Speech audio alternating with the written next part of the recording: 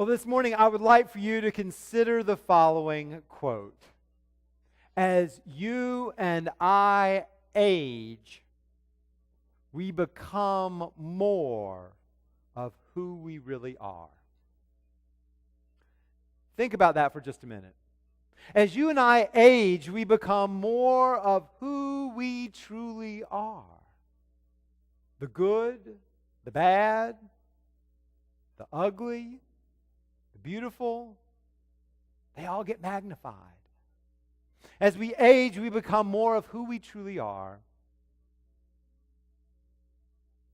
Are you nervous yet? Well, I know that I am. And I know that my wife Emily will be glad to receive letters of sympathy after today's service because, God willing, she is stuck with me, getting more of who I truly am for the next 30 or 40 years. I feel the love. And I will let the rest of you all figure out how this all works out in your own families.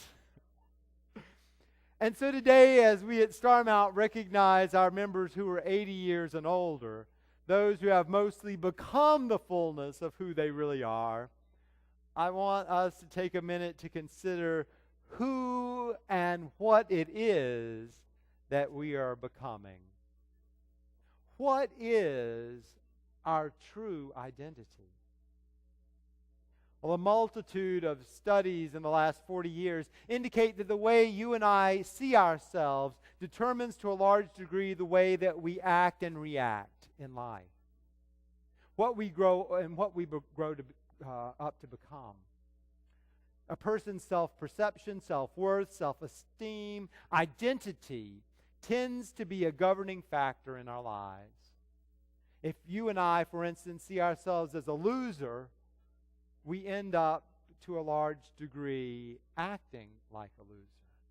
If we see ourselves as a victim, we tend to let people victimize us. If we see ourselves as uncreative, we never come up with any creative ideas.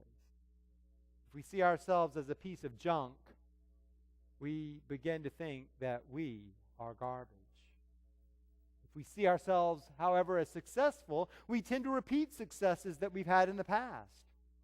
Our beliefs about who we are, our identity, determine our behavior. Well, the New York Times article from April of this year examines what it takes to raise moral children. The article says that most parents recognize that it is very hard to teach a child the moral way that he or she should go in this day and age. Many parents believe that it's important to complement the behavior and not the child. That way, the child learns how to repeat the behavior. Indeed, I know one couple who are careful to say, that was such a helpful thing to do, instead of saying, you are such a helpful person. But the article goes on to say that psychologists have shown that it is much better to praise the child and make the desired response part of the child's identity than to praise the action. Well, this dovetails with new research led by psychologist Christopher Bryan, who finds that for moral behavior, nouns work better than verbs. To get a 3 to 6 year old to help with a task, rather than inviting them to help, it was 22 to 29% more effective to encourage them to be a helper. Cheating was cut in half when, instead of saying, please don't cheat, participants were told, please don't be a cheater. When our actions become a reflection of our character, we learn to more heavily lead on our moral and generous choices. Over time, it becomes a part of us.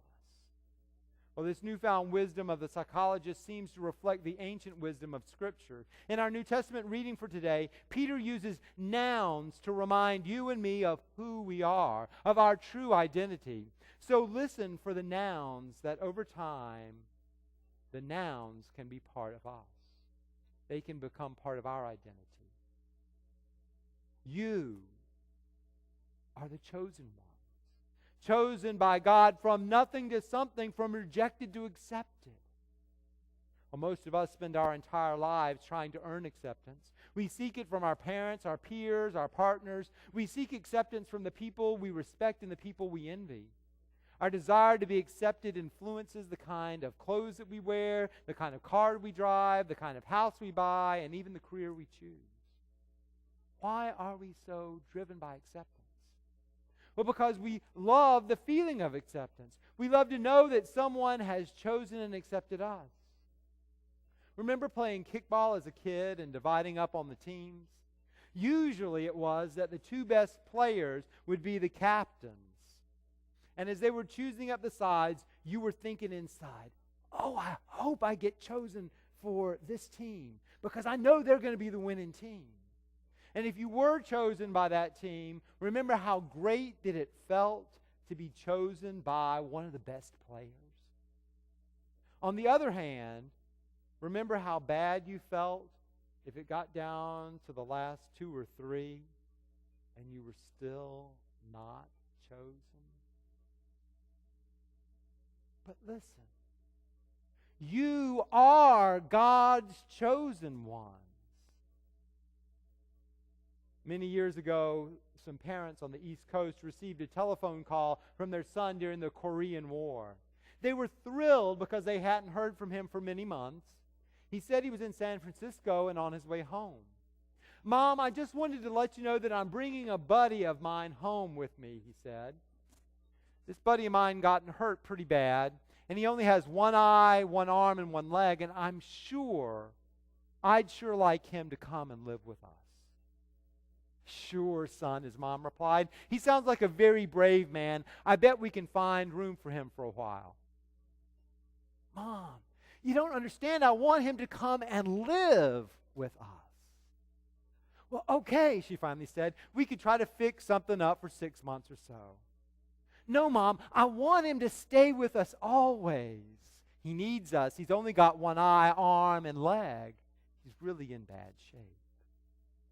By now, the mom had lost her patience. Son, you are being unrealistic about this. You're emotional because you've been in a war. That boy will be a drag on you and will be a constant problem for all of us. Be reasonable, son. The phone clicked dead. The next day, the parents got a telegram. Their son had committed suicide. A week later, the parents received the body. They looked down with unspeakable sorrow on the corpse of their son, who had one eye, one arm, and one leg. Even with our disabilities, our character flaws, our shortcomings, our insecurities, our immaturities, God accepts us, chooses us as we are. He invites us home. No conditions, no restrictions. He chooses us for His team. And we don't have to get cleaned up or stitched up or made up to be accepted by God. God accepts us. You and I are chosen. We are accepted. But Peter continues. He doesn't stop with the identifying nouns. Peter says, you are God's own people. How much do you think you're worth? Well, I'm not talking about net worth, but self-worth. We should never confuse valuables with value as a person. To answer the question, how much do you think you're worth? You and I need to ask another question. What determines value? There are two things that determine value in life, I think. Value depends on what someone is willing to pay for something. A house, a car, a piece of art, a baseball card are only worth whatever someone is willing to pay for them. Value also depends on who has owned an item in the past. Recent auctions of hair believed to be cut from Elvis's head, or Michael Jackson's jeweled glove, or Justin Timberlake's French toast, sold for thousands of dollars, reveal that value is enhanced by previous owners.